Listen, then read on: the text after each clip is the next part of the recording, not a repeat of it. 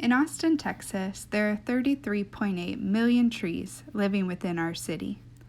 Trees outnumber us 35 to 1.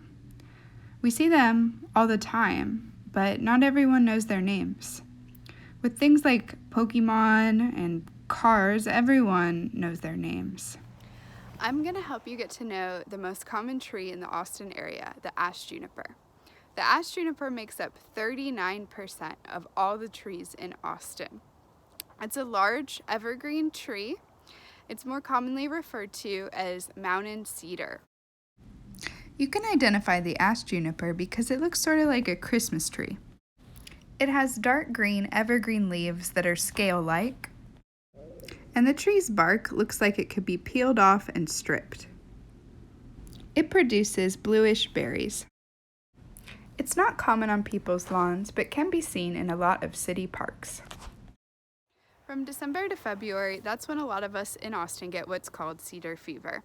And what's happening is that these juniper trees the male junipers are releasing so much pollen, and they're flinging it from themselves and hoping to find the right female Ashe juniper. But don't hate this tree. Just because it's what makes us sick and gives us cedar fever, it's an incredibly important tree in our ecosystem and for Austin. From the summer to the fall, the Ashe juniper makes pretty bluish purplish berries that aren't good for us, but are good for deer, and this floof, the cedar waxwing, and the American robin, and quail. One of the Ashe juniper's biggest fans is the endangered golden-cheeked warbler. It migrates through the forest, dominated by the Ashe juniper, and uses the bark from the Ashe juniper to make nests for its babies. But not just wildlife loves the Ashe juniper, humans do too. When Europeans arrived in what's now central Texas, cedar wood, the wood from the juniper, was big business because it was strong and it was durable and it wouldn't rot easily. So it became one of the first big businesses in central Texas.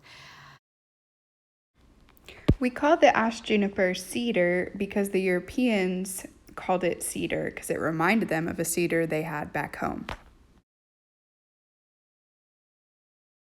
Even now, people continue to love cedar and use it to make different sculptures and sometimes art throughout Austin.